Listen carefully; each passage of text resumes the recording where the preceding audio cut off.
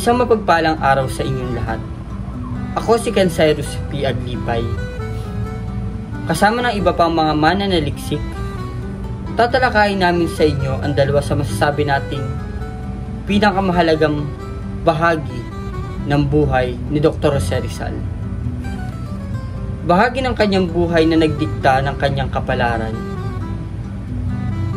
Bahagi ng kanyang buhay na nauwi sa kabayanihan at pagiging inspirasyon sa kamalayan ng mga Pilipino.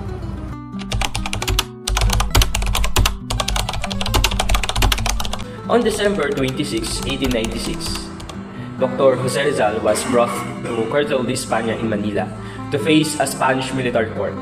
The tensions was intense due to the ongoing events in the country. The revolutions led by the Katipunan had started a few months prior, and the Spanish authorities wanted to present Rizal as the main culprit to suppress the growing nationalist sentiment.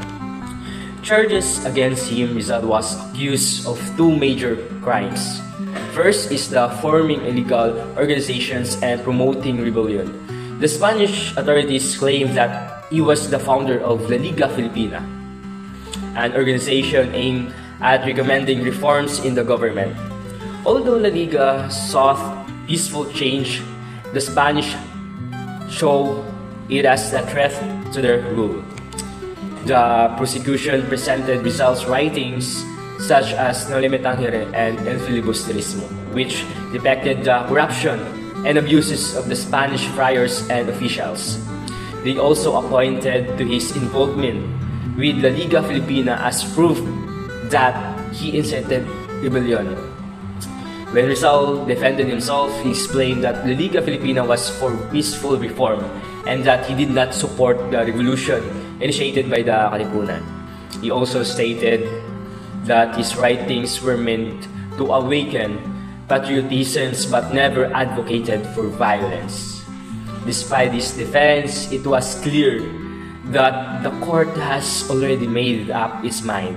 Rizal was found guilty of rebellion, sedition, and conspiracy. He was sentenced to death by fire sword, which was carried out on December 30, 1896 in Bautayan and Town, Luneta, Pilipino. The execution of Rizal did not stop the Philippine people. Instead, it sparked a stronger nationalist spirit that fueled a more determined fight for freedom. So, this is the story of Rizal trial, a trial that demonstrated an unjust process but inspired many to continue the struggle for independence. Sa aklat ni Gregorio Zaide at Sonia Zaide na may pamagat na Jose Rizal, Life, Works, and Writings of a Genius, Writer, Scientist, and National Hero, tinalakay ang huling pag-uwi at ang paglilitis ni Jose Rizal. Ito ay matatagpuan sa chapter 24 ng libro. Sinasaad dito na noong October 6, 1896, pagkatapos lumisan ni Dr. Jose Rizal sa Barcelona, alam na niya ang kanyang sasapitin. Alam niya na ang kahihinatnan ng kanyang buhay. Ngunit ito ay may dalisay na paggunita sa pagsasakripisyo ng sariling buhay. Sapagkat alam ni Jose Rizal na ang kanyang dugo ay magiging o magsisilbing pandilig para sa mga binhi ng mga Pilipino na nakatanim sa lupa o nakahimlay sa lupa. Dahil ang mga binhing ito ay ang mga binhi ng pagnanasa para sa kalayaan. Sa librong ito, ginamit pa ni Gregorio Zaide at Sonia Zaide ang katagang sacrificial victim. Mapapansin natin na may kahawig ang titulong ito. Sa Biblia, may tinatawag tayong sacrificial lamb o Jesus, na ang dugo ni Jesus ay tumubos sa buhay ng mga tao. At may ganung pananaw sa buhay ni Rizal, sacrificial victim, na ang dugo ni Dr. Jose Rizal ay ang dugo na tumubos sa kalayaan at kamalayan ng mga Pilipino.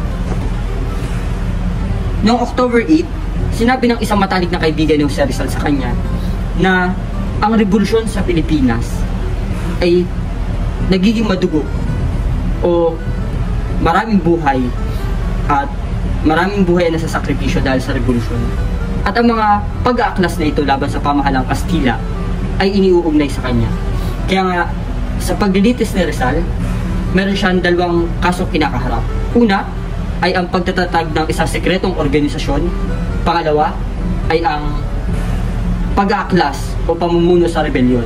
Sapagkat ang isa sa ebidensya na nakalap ng mga Kastila ay ang sulat o liham na kumakalat ng mga panahon yun. Ito ay liham na pinapamigay o pinapakalat ng mga revolusyonaryo, ng mga katipunero. At ang sulat na ito ay tungkol sa paghingi ng tulong. At ang sulat na ito ay may lagta at may pangalan ni Dr. Jose Rizal. Ngunit sa paglilitis na yun, mayroong tinatawag na mock trial. Bago pa man ang paglilitis o hindi pa man tapos ang paglilitis, ang hukom ay meron ng desisyon. Ibig sabihin, walang saysay ang buong paglilitis sapagkat anuman ang kalabasan nito, anuman ang mga ebidensya na naipresenta sa korte ng mga panahong iyon, ay walang saysay sapagkat ang hukuman ay meron ng desisyon. At ito ang nakakalungkot sapagkat sa panahon pa lang ni Rizal, meron ng isang halimbawa ng kawalan ng hustisya na hanggang ngayon ay nararanasan ng marami sa atin. Ngunit hindi tinanggap ni Jose Rizal ang mga akusasyon iyon. Bagamat tanggap ni Rizal ang kapalaran na kanyang sasapitin sapagkat alam niyang ito ay kapalaran ng isang kabayanihan sa ngalan ng dalisay na pagmamahal sa bayan, nandoong sinabi ni Rizal na hindi niya pinapaboran ang revolusyon at hindi siya naniniwala na ang baril at tabak ang daan patungo sa kalayaan. Bagkus ay ang edukasyon. Kaya nga sa kanyang nobelang No Limitang Hiret El Filibusterismo, mapapansin na hindi nagtagumpay ang revolusyon. Bagkus, ang pagtatayo ng paaralan o ay nagsisimbolo sa pagnanasa ni Rizal na ipahatid sa bawat Pilipino na kailangan nating armasan ang ating sarili. Hindi lang sa tabak at baril, ngunit dito at dito. Sapagkat ang kamalayan, ang isip, ang puso ay malaya. Hindi ito naiigapos din naman. At yun ang pinakita ng buhay ni Jose Rizal. Nasupil man ng mga Kastila ang kanyang katawang lupa, ngunit hindi ang kabayanihan, ang kamalayan, na iniwan niya sa puso at isip ng bawat Pilipino. Na ang kanyang buhay na ipinakita ay isang halimbawa ng dalisay at nag-aalab na pagmamahal para sa bayan.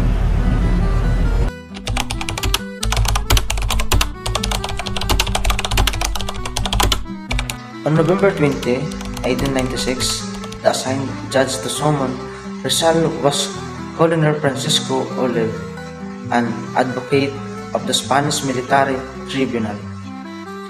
Oral testimonies were taken and were used to implicate Rizal in the Philippines Revolution. He was accused of being the main organizer of the Bolonation of the revolution by having proliferated the ideas of the revolution by having proliferated the ideas of rebellion and of founding illegal organization. Rizal's lawyer, Lieutenant Luis Xavier de Andrade, tried his best to save Rizal. Rizal was charged with 3 crimes. These are rebellion, sedition, and formation of illegal association. In defending himself, Rizal presented 12 arguments. Ito, nagawa niya pa talagang idipinsahan ang kanyang sarili, ngunit hindi siya pinakinggan. Kahit siya ay nilaban niya yung kanyang sarili, nagporsige siya at pinilit niya pa na ilaban yung kanyang sarili, pero hindi siya pinakinggan. However, on December 26, 1896, the trial ended and the sentence was read. Jose Rizal was found guilty and sentenced to death by firing squad. So ayun, On December 28, 1896, pinirmahan ni Gobernador General Camilo de Villabuena assigned the court decision. Yun, pinirmahan na ni General na bukas ng umaga, December 30, in Bagong Bayan, si Rizal ay papatayin at babarilin. Rizal signed the decree saying that he was innocent. Talagang pinilit niya pa na innocent akong tao, hindi ko kayang gawin yan sa sarili kong bayan. Rizal was transferred to the prison chapel. Father Miguel Sadira Mata, rector of the Ateneo Municipal, and Father Luis Bisa. Ayon, bago siya, sa kanyang mga natitirang araw, bago siya mamatay ay nakipagkita pa si Father Miguel Sadira na kanyang dating professor nung siya nag-aaral sa Ateneo, at si Father Luis Bisa. Si Father Luis Bisa naman ay may dala-dala siyang isang parang santo na Sacred Heart Jesus, dala-dala niya na si Rizal yung gumawa. At si Father Antonio Rizal naman ay nakasabay niyang mag-almusal nakasabay ni Rizal sa almusal. Si Lieutenant Taviel de Andrade also arrived, and Rizal thanked him for his gallant service. Father Baragar stayed until noon, but when he went back at the afternoon, he tried to persuade Rizal to retract his Masonic beliefs. Talagang hindi nagpadaig si Father Baragar na pinipilit niya si Rizal na i-retract yung dokumento na kanyang nais iparetract kay Dr. Rizal. Rizal remained firm. When his mother and sister visited him on December 29, 1896, Rizal gave away his remaining possessions. He hunted his gas lamp to his sister, Trinidad, and murmured softly in English, "There is something inside." May binigay si Dr. Rizal sa kay Trinidad na isa itong maliit na bagay sa loob ng bote na binigay sa kanyang kapatid na Trinidad. Eventually, training in her sister Maria would extract from the lamp the copy of Rizal's last poem. Ngunit sa ganon, hindi pa rin malaman kung ano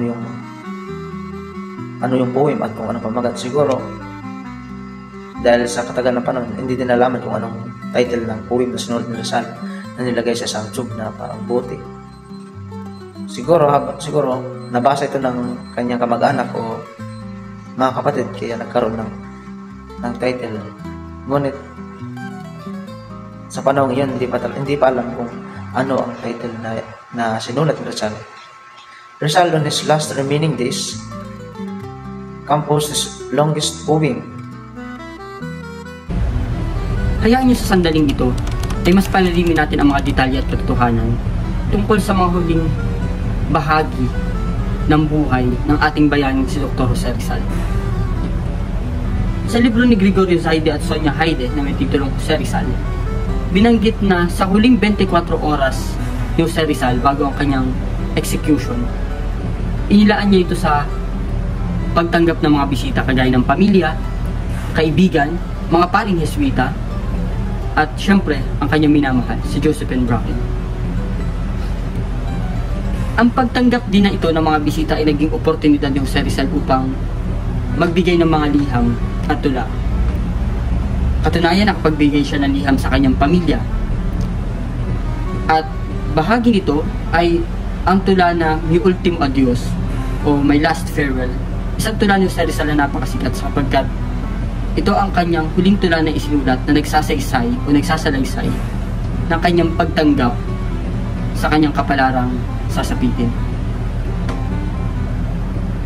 Nakapagbigay din siya ng sulat sa kanyang kaibigan na si Blumentritt, si Ferdinand Blumentritt. Sabi dito, "My dear brother, when you receive this letter, I shall be dead. Tomorrow at 7, I shall be shot. But I am innocent of the crime of rebellion. I am going to die with tranquil conscience. Goodbye, my best, my dearest friend, and never think ill of me. Fort Santiago, December 29, 1896. Signed, Jose Rizal." Meron akong hawak na libro dito. Ito ay libro na isinulat ni Thomas Kempis, The Imitation of Christ. Ang librong ito ay isa sa mga huling libro na binasa ni Jose Rizal at ang kanyang huling regalo para sa kanyang minamahal na si Josephine Bracken. Ang libro na kanyang ibinigay ay yung Spanish translation ng librong ito, Imitasyon de Cristo ni Father Thomas Kempis. Pinirmahan niya ito at ibinigay kay Josephine Bracken. Sa libro ni Zaina, ang ginamit yung translation dito, sinabi doon na pinirmahan ito ni Jose Rizal. At ang nakalagay doon na note ay, to my dearest or to my dear unhappy wife, December 30, 1896. Kaya makikita natin na si Jose Rizal bilang isang relihiyosong tao, malayong malayo sa pagtingin natin sa kanya bilang isang taong malayo sa simbahan. Maaari nating tingnan ito sa ganitong perspektibo na si Jose Rizal ay relihiyoso, may Diyos na kinikilala, naniniwala kay Kristo, naniniwala sa Biblia at sa katuruan ng simbahan. Ngunit dahil nga ng mga panahong iyon, ang ugali ng mga praile ay hindi kanais-nais. At ito ang realidad na pinakita ni Jose Rizal sa kanyang nobela. Hindi ito atake sa simbahan, ngunit atake sa mga nakaupo o may posisyon dun sa simbahan na ipamulat sa atin ang katotohanan na noong mga panahong iyon, at siguro, marahil, may mga iilan sa panahon ngayon na may mga kaparian o may mga tao na hindi isinasagawa kung anong kanilang tinuturo, kagaya ng mga praile. Kaya nga, kahit naman noong mga panahon ni Kristo, sabi ni Kristo sa mga Pariseo, kayo'y nagtuturo, ngunit hindi nyo ginagawa ang inyong ipinapangaral. Sa katunayan, noong alas 3 ng madaling araw, bago ang kanyang execution, noong December 30, si Jose Rizal ay nakapagkumpisal. Nagmisa o umattend ng misa, sumimba, at nakatanggap ng banal na komunyon. Pagdating ng 6:30 ng umaga, tumunog ang trumpeta sa Bagong Bayan. Ito ay hudyat na malapit na ang huling sandali o ang kamatayan ni Dr. Jose Rizal. Sa Bagong Bayan, wala pa man doon si Dr. Jose Rizal, punong-puno na ito ng mga tao upang masaksihan kung paano mamamatay ang isang martir, ang isang bayani, ang isang taong larawan ng isang dalisay na pagmamahal. Sa huling salita ni Dr. Jose Rizal, binanggit niya ang katagang consummatum est, o ang ibig sabihin ay it is finished. Pamilyar sa ating mga Katoliko o sa ating mga Kristiyano ang katagang ito sapagkat ito ay mababasa natin sa John 19:30 or John chapter 19 verse 30. Sapagkat sa huling sandali ni Jose Rizal, siya ay nagbasa ng Biblia. At ayon sa Ateneo de Manila University, si Rizal ay nakapagdasal pa ng rosaryo. At kung hindi ako nagkakamali at base sa aking mga panliksik, nasa kanilang paangangalaga ang rosaryong ginamit ni Jose Rizal. At may mga ilan na nagsasabi na nadbitbit o nadalapan niya ito during ng kanyang pagmamarcha papunta sa Bagong Bayan. Isang katotohanan tungkol sa pagkamatay ni Dr. Jose Rizal, madalas nating binibigyan detalye o madalas na naiituro sa atin na si Jose Rizal, kaiba sa mga ibang bayani, siya ay pinatay ng mga Kastila. Di kapares o katulad ni Juan Luna, ni na Andres Bonifacio, na ang pumatay sa kanila ay kapwa Pilipino. Ngunit may detalye na nakaligtaan. Noong i-execute na si Dr. Jose Rizal, ang posisyon po niyan ay ganito. Si Dr. Jose Rizal, 8 sundalong Pilipino at 6 na sundalong Kastila sa likod ng 8 sundalong Pilipino. Yung pong 8 sundalong Pilipino, sila ang nakaatas na bumaril kay Dr. Jose Rizal. At kung hindi nila ito gawin, may 6 na sundalong Kastila sa likod nila na babaril kay Dr. Jose Rizal at babaril sa kanila. Ngunit, totoo, mga Pilipino ang pumatay kay Dr. Jose Rizal. sa ilalim ng utos ng mga Kastila o ng pamahalaang Kastila. Ngunit sa sobrang konsensya o sa sobrang hindi masikmura ng mga sundalong Pilipino ang kanilang gagawin, sa 8 baril o sa 8 sundalong Pilipino na yon, isa lamang sa kanila ang naglagay ng bala. Ang 7 ay wala. Kaya nga, isang bala lamang ang tumapos sa buhay ni Dr. Jose Rizal. Madalas natin makikita sa mga larawan, sa mga estatwa o pagsasalarawan ng pagkamatay ni Dr. Jose Rizal, siya ay pumilit, siya ay babarilin siya nakatalikod, ngunit siya ay pumilit na humarap patungo sa araw. Sapagkat, sabi nga ng mga maraming eksperto, ang interpretasyon nila dito ay, una, gustong ipakita ni Rizal na hindi niya tinalikuran ang bayan hanggang sa kanyang huling sandali. Na dalisay ang kanyang pagmamahal at hinarap niya ng may kadalisayang pag-ibig ang kanyang mapait na kapalaran.